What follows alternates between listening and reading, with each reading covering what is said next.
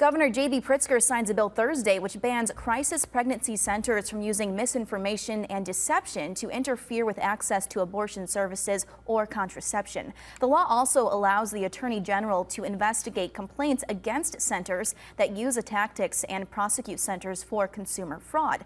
Pritzker says women need access to comprehensive, fact-based health care when making critical decisions about their own health, not manipulation or misinformation from politically motivated non-medical actors. Anti-abortion group Rockford Family Initiative filed a lawsuit in response to the bill. In a statement from Director Kevin Rylott, he says, in part, we will continue to offer mothers in need help, love, and support so they can choose life based on facts from science, embryology, ultrasound imaging, sound reasoning, morality, and faith in Jesus Christ.